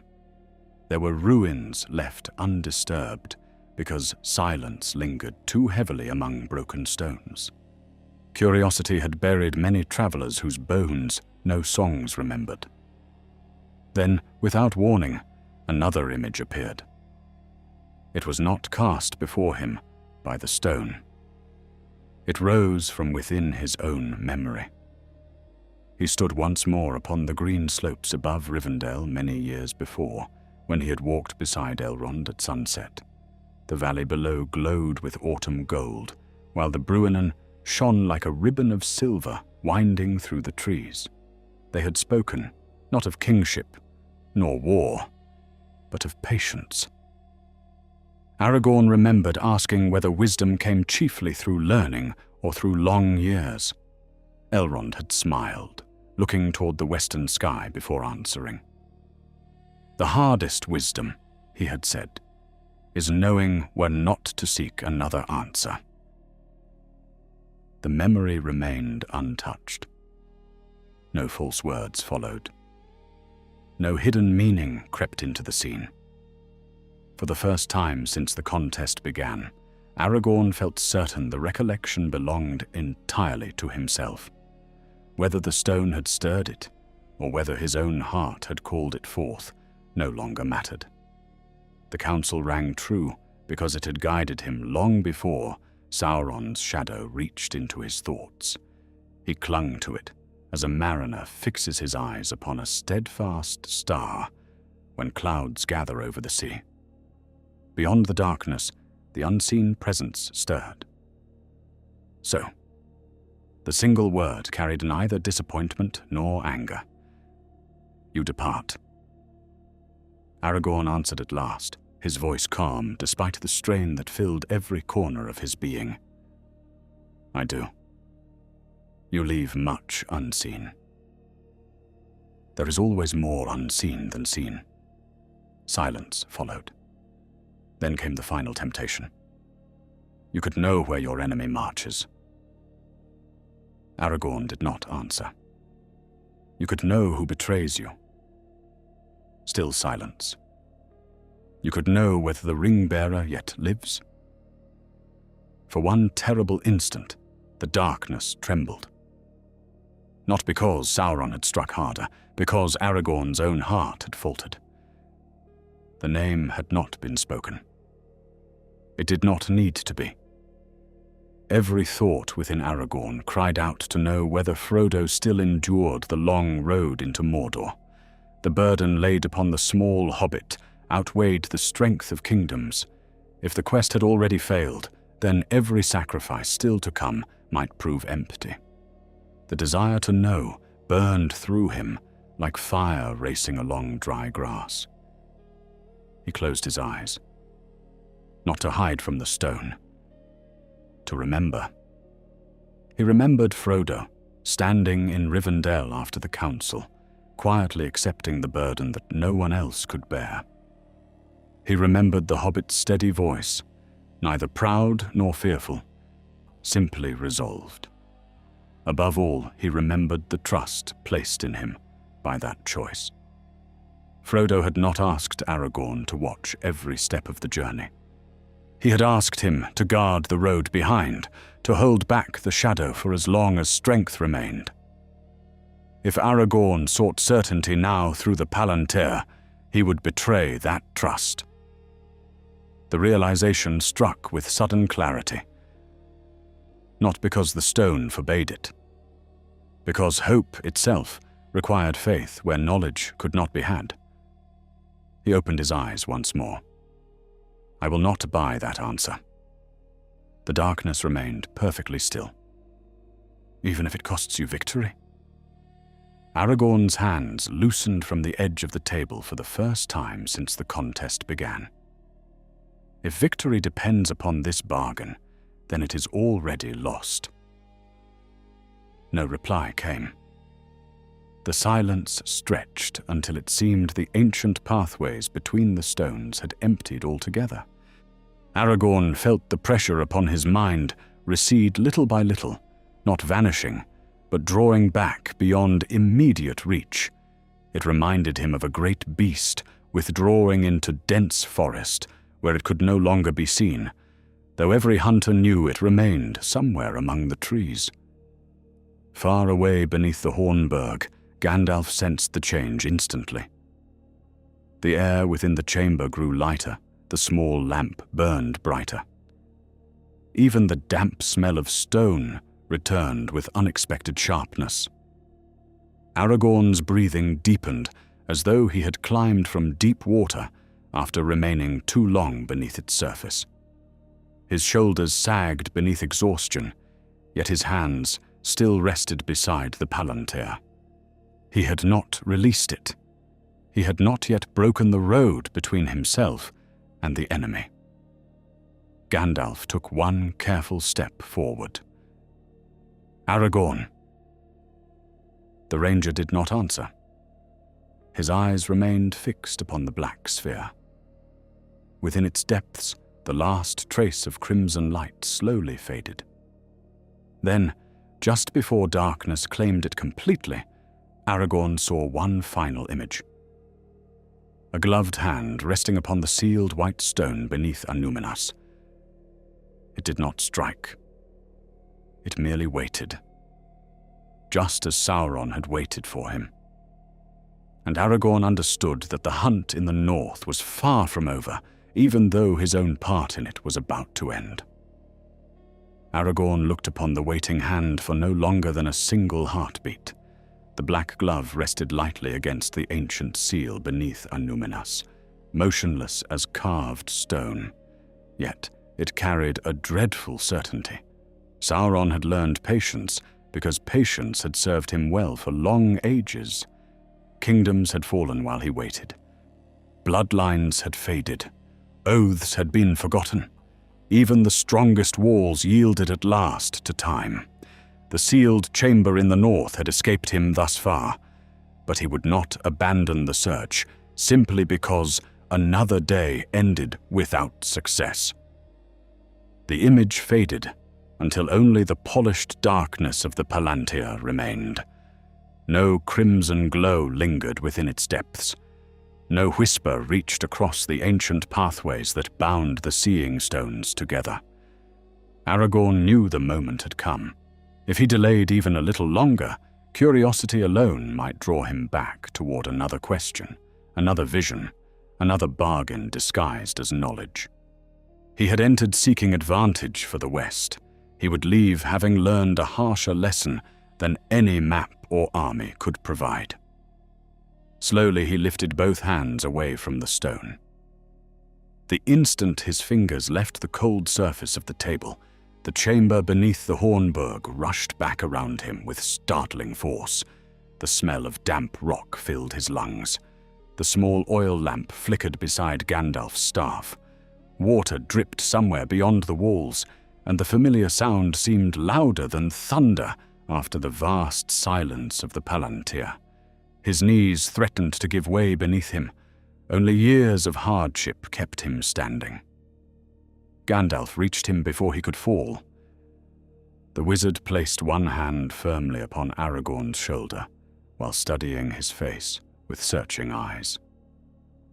"You have returned," he said quietly. There was relief in his voice, though it was tempered by concern. Aragorn drew several slow breaths before answering. His throat felt dry, and every word seemed to weigh more than armor.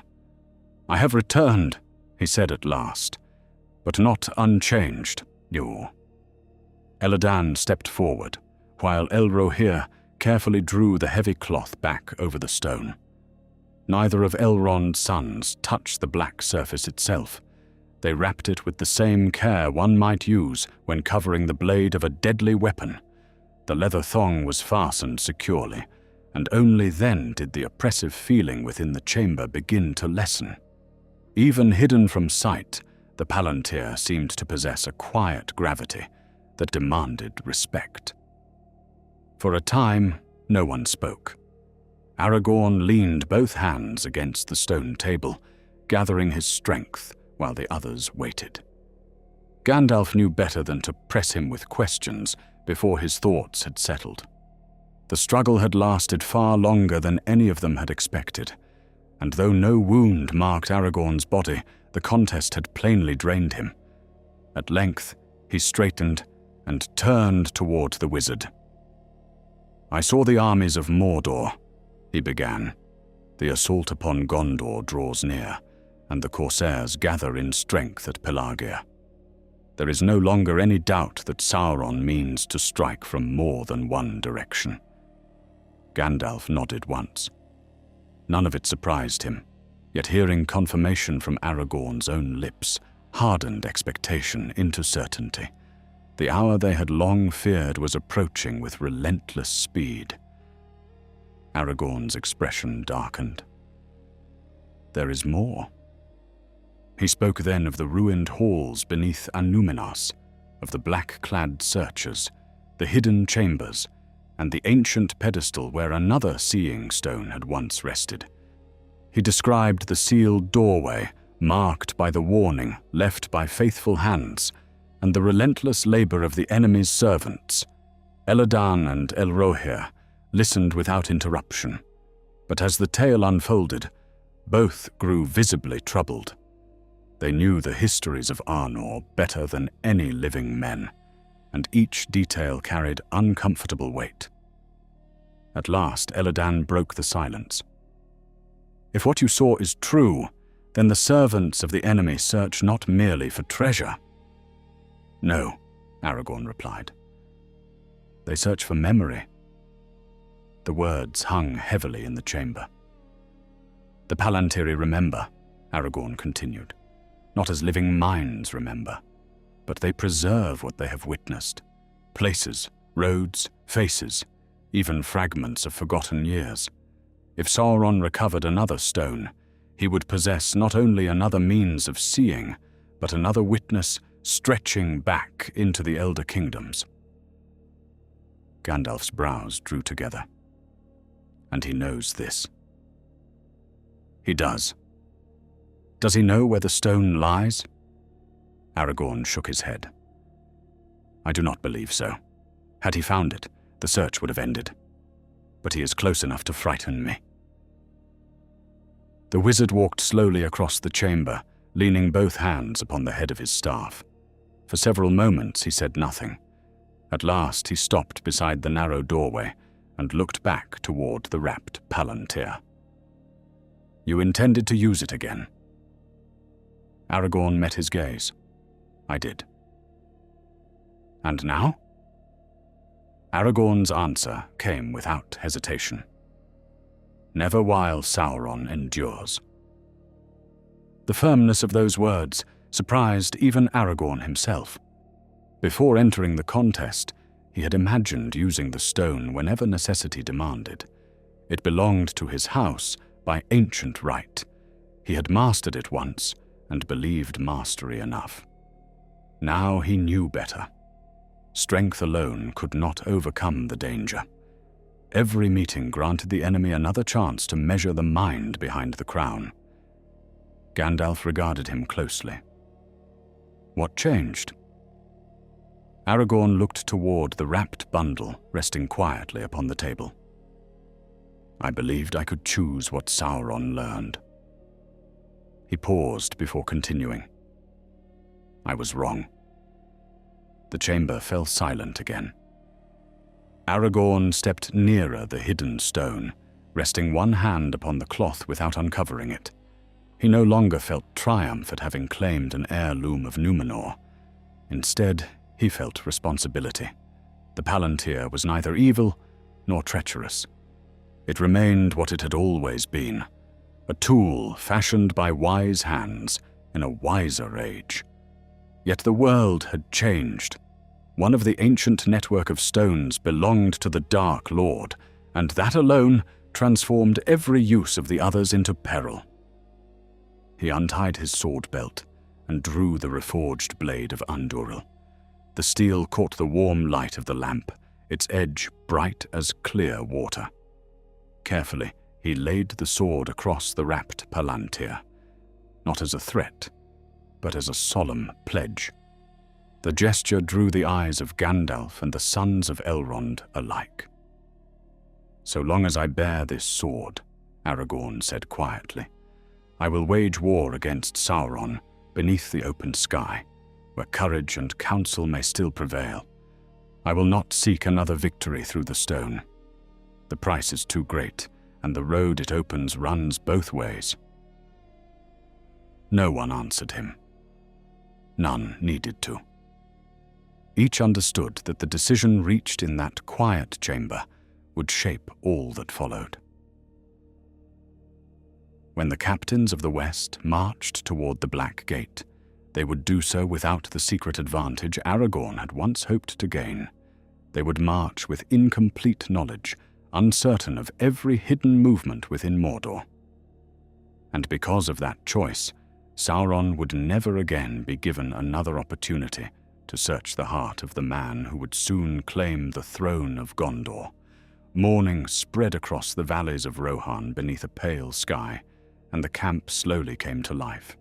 Horses stamped against the cold earth, while armorers checked buckles and rivets worn loose during the fighting at Helm's Deep.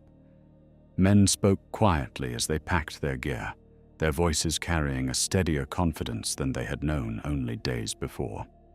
Victory had given them hope, but hope alone could not shorten the road east. Every mile now led toward a greater battle than any living man wished to see. Aragorn rode beside Gandalf as they departed the Hornburg, the wrapped palantir secured deep within his baggage beneath layers of cloth and leather. He did not look toward it, nor did he allow his thoughts to linger upon the stone for long. More than once, he caught himself wondering what new sights it might reveal, if only he dared another glance. Each time he turned his attention instead to the road ahead, measuring the pace of the horses, the condition of the weather, and the scattered farms slowly returning to life after Saruman's defeat. The ordinary tasks of leadership proved a welcome refuge from dangerous curiosity. Before noon, the company reached a ridge overlooking the wide plains stretching toward Isengard. The wind carried the scent of wet grass, and above them great clouds drifted lazily across the blue. For the first time in many days, the land seemed almost peaceful. Yet Aragorn noticed Gandalf studying the eastern horizon with quiet concern, his keen eyes searching distances no ordinary traveler could judge. At length, Aragorn drew alongside him. "You have been silent since we left the Hornburg." "I have been thinking of the stone, of what you chose." The wizard rested both hands upon the saddle before continuing. "Many would call your decision a refusal to use every weapon against the enemy. They would say wisdom demanded another look, and another after that, until nothing remained hidden from us." Aragorn smiled faintly, though there was little joy in it. "They would be wrong?" Gandalf nodded. "So I believe." The road curved southward, and before long they caught sight of riders approaching beneath the banner of Rohan. Éomer rode at their head, with several trusted captains, their horses lathered from hard travel. Dust clung to their cloaks, despite the morning rain, and the urgency in their faces told of fresh tidings before a word had been spoken. Aragorn dismounted, as the marshal reined in beside them. "Messengers from Gondor have reached us," Éomer said without ceremony. "The beacons are lit." For a brief moment, no one answered. The words carried all the weight of a trumpet sounding across kingdoms. The long-feared hour had arrived. Gandalf closed his eyes only long enough to draw a measured breath. Then he turned Shadowfax toward the east. There is no more time for delay. His voice remained calm, but every man present heard the urgency beneath it. "Minas Tirith calls, and we must answer before its walls stand alone." As preparations for the ride began, Aragorn found himself standing apart beside a weathered standing stone overlooking the plains. The wrapped palantir remained lashed securely among his gear. It would have been the easiest thing in the world to untie the straps, uncover the black sphere, and look only once more. Surely now, with Gondor crying for aid, one final glimpse could do no harm. Surely now the need outweighed the danger. His hand rested upon the leather fastening. Then he withdrew it. He remembered the calm voice promising answers at a hidden price.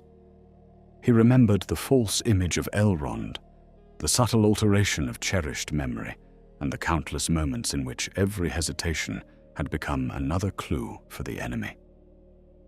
Most of all, he remembered the temptation concerning Frodo. Had he yielded then, even from love, the cost might have reached far beyond himself. A soft tread approached behind him. It was Elladan. "My father once told us," the elf said quietly, "that some victories are invisible until many years have passed." Aragorn looked across the open country, where riders already gathered beneath fluttering banners. "I do not feel victorious. I would not expect you to." The elf rested one hand upon the standing stone, tracing weathered carvings almost erased by time. "There are battles in which the greatest triumph is denying your enemy the fight he desires. Few songs are made for such deeds." Aragorn considered those words in silence. He had spent much of his life believing courage meant pressing forward into danger whenever duty demanded it. The wild had taught him persistence, war had taught him endurance, yet the Palantir had revealed another kind of courage altogether. Sometimes strength lay not in taking hold of a powerful weapon, but in setting it aside forever. Before sunset they reached Isengard, where the shattered circle of Orthanc stood amid waters that still covered much of the valley. The great tower rose unchanged above the ruin, black and smooth against the evening sky, untouched by flood or storm. Treebeard met them near the gates, his slow stride carrying him across ground where men picked their way with care. The ancient Ent greeted Gandalf warmly before his deep eyes settled upon Aragorn. "You carry the round stone still?" "I do." Treebeard inclined his great head.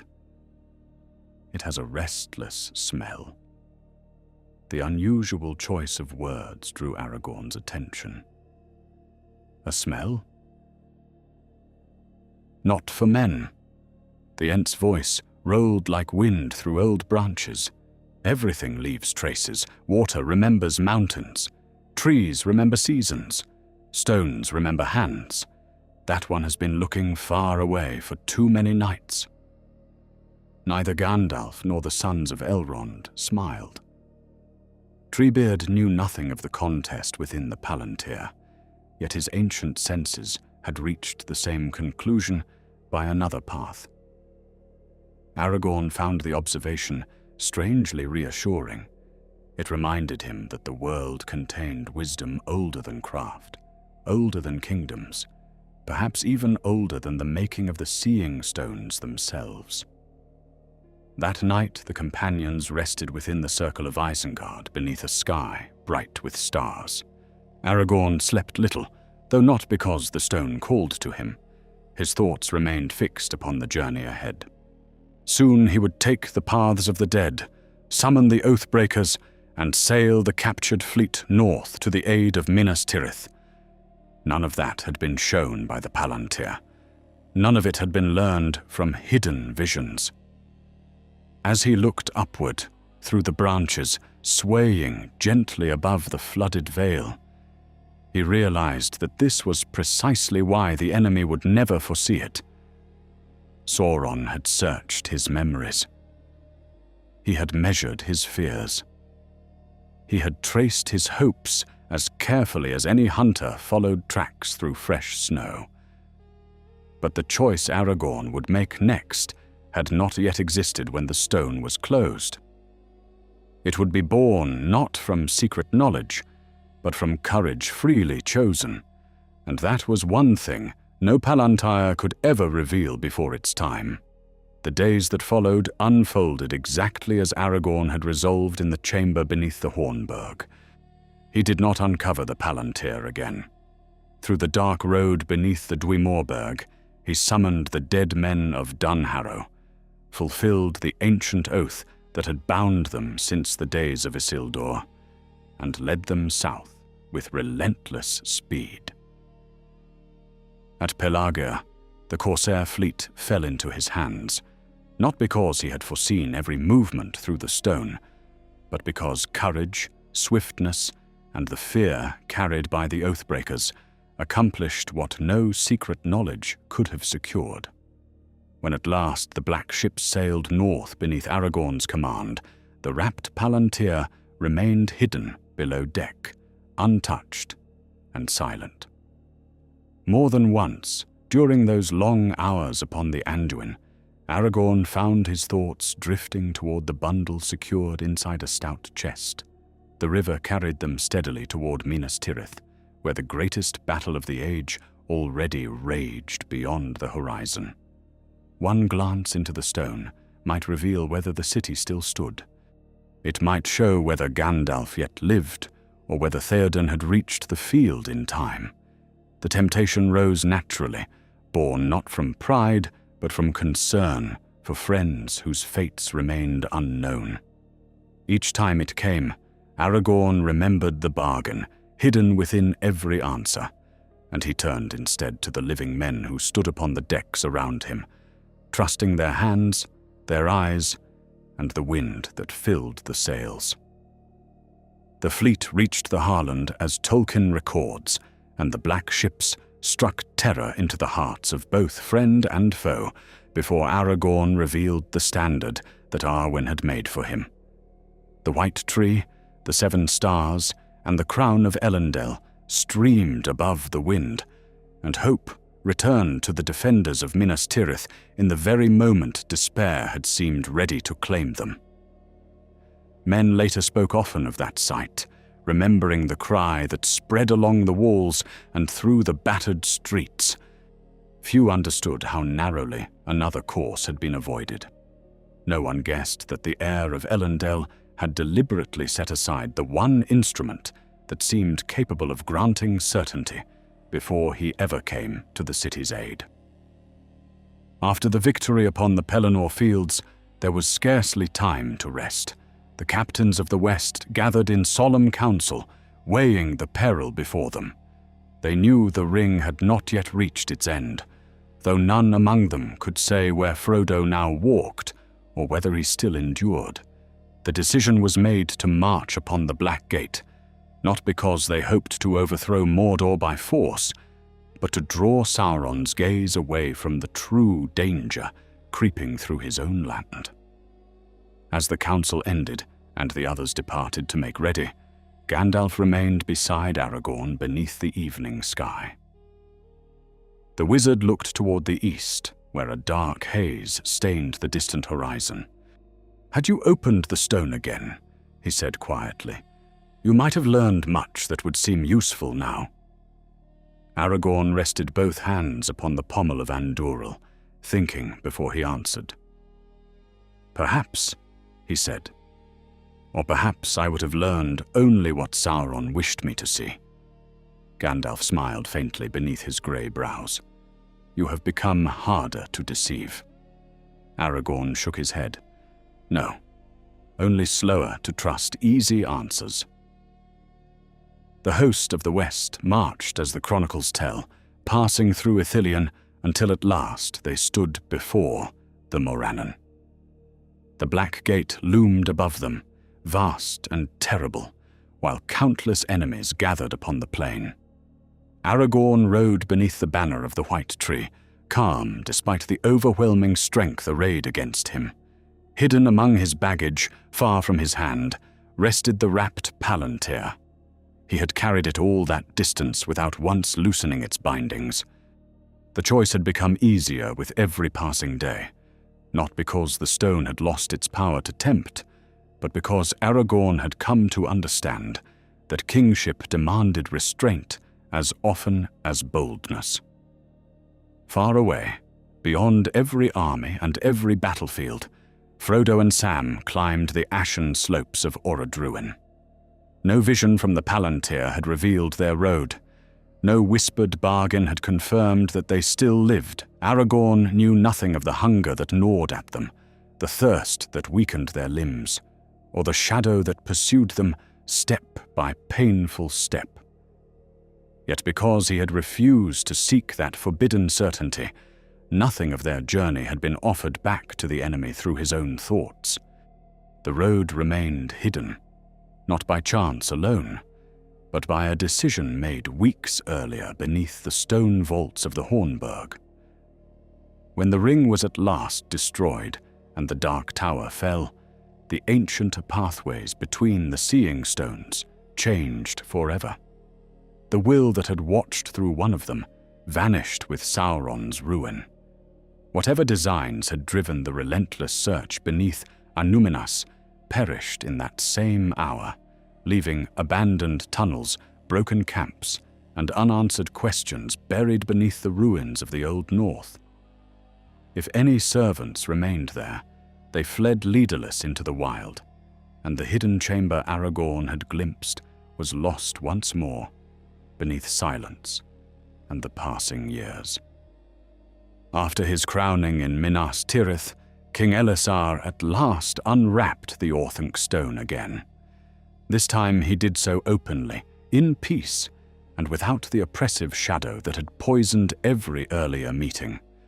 The stone answered to its rightful master, and through it he looked not toward Barad-dûr, which was no more, but toward the realms entrusted to his care. He sought news of his people, the rebuilding of cities, the safety of distant frontiers, and the welfare of the reunited kingdoms. Never again did he turn it toward the east in search of hidden advantage, for the lesson purchased before the war remained fresh within his heart. Years later, when younger captains asked why the king had relied so little upon the ancient seeing stone during the darkest days of the War of the Ring, Aragorn gave no long explanation. He simply answered that there were battles better fought beneath the open sky than through distant visions. Those who heard him assumed he spoke only of honor. They did not know the whole truth.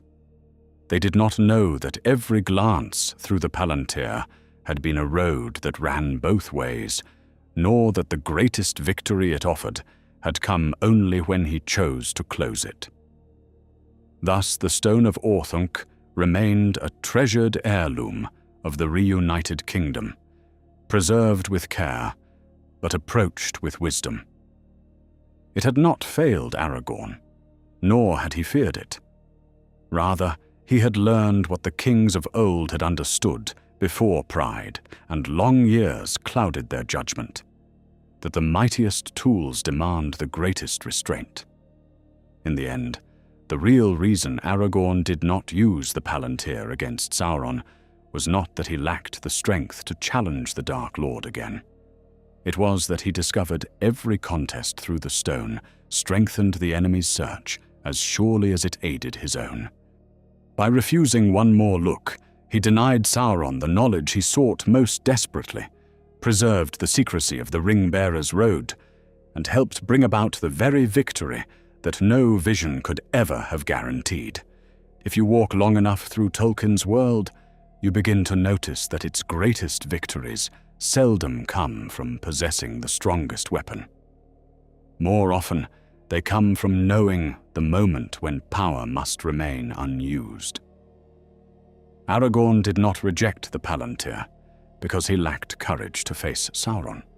He rejected it because he discovered that wisdom sometimes demands the surrender of an advantage before that advantage quietly begins to shape the one who holds it. In Middle-earth, evil rarely arrives with promises of ruin alone. It often comes offering knowledge, certainty, and the comforting belief that one more glimpse, one more answer, or one more careful step beyond the proper boundary can do no lasting harm. That truth echoes through many of the great stories of the age. Saruman desired knowledge until he no longer distinguished wisdom from domination. Denethor sought certainty until every true thing he saw was stripped of hope. Even the One Ring offered power that appeared useful before it revealed its cost. Against such temptations, Tolkien continually places another strength altogether: the willingness to accept limits. You may not know everything. You may not foresee every danger. Yet the choice to act faithfully without complete certainty becomes, in the end, stronger than any vision that claims to reveal the whole design. There is another lesson beneath this one, quieter but no less enduring. The fate of Middle-earth is never carried by kings alone, nor by wizards, nor by the ancient treasures of forgotten realms. Again and again, it rests upon ordinary trust freely given between companions who cannot see the end of the road before them. Aragorn could not look into the stone and learn whether Frodo still climbed toward the fire. He had to believe that a small hobbit, armed with little more than courage and mercy, might succeed where armies could not. That trust was not weakness. It was the very condition that allowed hope to survive in a world where complete knowledge belonged too easily to the enemy.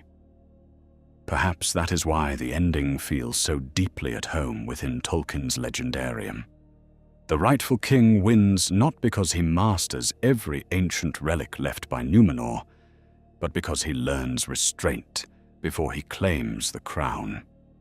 His authority is proven less by what he can do than by what he chooses not to do. Such choices leave little mark in songs of battle, For no trumpet sounds when a dangerous temptation is quietly refused. Yet unseen decisions often become the hidden foundations upon which the greatest histories are built. And so, when you remember this tale, perhaps do not picture first the black stone or the dark tower beyond it. Instead, remember a weary ranger standing before dawn outside the Hornburg, while the cold wind moved across the sleeping camp and the mountains waited in silence. The fires burned low. The long road into shadow still lay ahead. In that quiet hour, before the great marches and the clash of kingdoms, the most important victory was won without a sword being raised, and the wind carried on eastward, as though it alone knew how much depended upon a king choosing, at last, to look away.